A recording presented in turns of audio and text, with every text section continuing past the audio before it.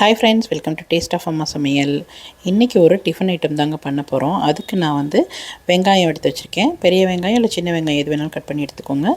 சின்ன துண்டு இஞ்சி, பச்சை மிளகா ஒரு பச்சை மிளகா, தக்காளி ஒரு அரை தக்காளி எடுத்துக்கோங்க. அதுக்கு முக்கியமான ஐட்டம் என்னென்னு பார்த்தீங்கன்னா, நம்ம எப்பொழுதுமே ரவை உப்புமா பண்ணுவோம் இல்லையா? ரவை உப்புமா சில பேர் சாப்பிடுவாங்க, சாப்பிட மாட்டாங்க, பிடிக்கும் சில பேருக்கு பார்த்திங்கன்னா பிடிக்காது. இது சம்பா கோதுமையில் பண்ணி பாருங்கள். கோதுமை உப்புமான்றதை விட சம்பா கோதுமைன்னு சொல்லிட்டு தனியாக கடையில் கிடைக்கும். அதில் பண்ணிங்கன்னா இன்னும் டேஸ்ட் ரொம்ப நல்லாயிருக்கும், ஹெல்த்தியும் கூட. பசங்க சும்மா கொடுத்தா வேறு எதை மாதிரி செஞ்சால் சாப்பிட மாட்டாங்க. இதிலே ஸ்வீட்லாம் பண்ணுறாங்கங்க, அதுவுமே நல்லாயிருக்கும். இது நான் லேசாக ஒரு வறுத்து எடுத்து வச்சுக்கிட்டேன். இந்த சம்பா கோதுமையை வெறும் வானலியில் போட்டு நல்லா இது மாதிரி கொஞ்சம் பொரியிற மாதிரி வறுத்து எடுத்துக்கிட்டால் நல்லாயிருக்கும். உங்களுக்கு அப்படியே வேணாலும் சேர்த்துக்கலாம், அது ஒரு டேஸ்ட்டாக இருக்கும். வறுத்துட்டு செஞ்சு பாருங்கள், இன்னும் ரொம்ப டேஸ்ட் நல்லாயிருக்கும். கடாயில் எண்ணெய் சேர்த்துக்கோங்க. நீங்கள் தேங்காய் எண்ணெய் இல்லை கடலெண்ணெய் சேர்த்துக்கோங்க. நான் கடலெண்ணெய் தான் இன்றைக்கி சேர்த்துருக்கேன். எண்ணெய் நல்லா சூடானதுக்கப்புறமா கடுகு, உளுத்தம் பருப்பு, கொஞ்சமாக ஜீரகம் லைட்டாக சேர்த்துக்கோங்க, டேஸ்ட் நல்லாயிருக்கும். அந்த கடலெண்ணெய் தான் எடுத்திருக்கேன். அதில் அதுக்கப்புறம் பெருங்காயம் கொஞ்சமாக சேர்த்துக்கோங்க. நல்லா பொரியட்டும். இது பொரிஞ்சதுக்கப்புறமா நம்ம கட் பண்ணி வச்சுருக்கிற ஒரு ஐட்டமாக சேர்த்துக்கலாம். கொஞ்சமாக இஞ்சி நல்லா பொரிஞ்சு வந்ததுக்கப்புறமா பச்சை மிளகா, அதுக்கப்புறம் வெங்காயம், கடைசியாக தக்காளி சேர்த்துக்கோங்க.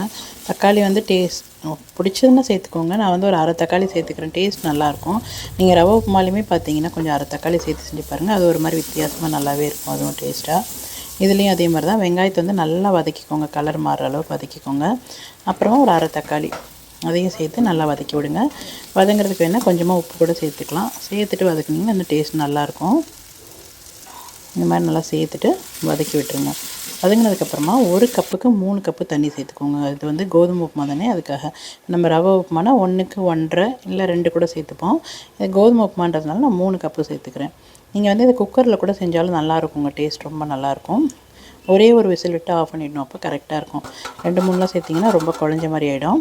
நான் கடாயிலே செஞ்சிடறேன், ஏன்னா நம்ம நல்லா வறுத்துட்டோம் பார்த்தீங்களா, இந்த கோதுமையே நல்லாயிருக்கும். அதனால் பார்த்திங்கன்னா டேஸ்ட்டும் சூப்பராக இருக்கும். வறுத்துட்டு இந்த மாதிரி சேர்த்து செஞ்சு பாருங்கள். இப்போ தண்ணி கொதிச்சோன்னா நான் வறுத்து வச்சுருக்கேன் கோதுமை இதில் சேர்த்துட்டேன். சேர்த்து மீடியம் ஃப்ளேமில் வச்சுருங்க. ஒரு 5 நிமிஷம் கழிச்சு எடுத்திங்கன்னா நல்லா பொலன்னு சூப்பராக இருக்குங்க. இதுக்கு தேங்காய் சட்னி, மிளகா பொடி கூடலாம் சாப்பிட்டா ரொம்ப நல்லாயிருக்கும். அது மாதிரி நீங்களும் ட்ரை பண்ணி பாருங்கள். இல்லை சாம்பார் எது கூடனாலும் நல்லாயிருக்குங்க இந்த காம்பினேஷன். நம்ம நைட்டு டின்னருக்கோ இல்லை மார்னிங் பிரேக்ஃபாஸ்ட் அந்த மாதிரி எதுக்கு வேணாலும் சாப்பிடலாம், நல்லாயிருக்கும், டேஸ்ட்டும் நல்லாயிருக்கும், ஹெல்த்தியாகவும் இருக்கும். ட்ரை பண்ணி பாருங்கள். உங்களுக்கு பிடிச்சிருக்கான்னு சொல்லுங்கள்.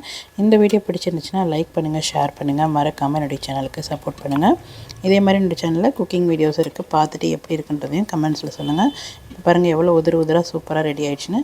1க்கு 3 கப்பு தண்ணி சேர்த்துக்கினீங்க, கரெக்டாக இருக்கும். இந்த மாதிரி தாங்க இருக்கும். நீங்களும் ட்ரை பண்ணி பார்த்துட்டு கமெண்ட்ஸில் சொல்லுங்கள். தேங்க்யூ.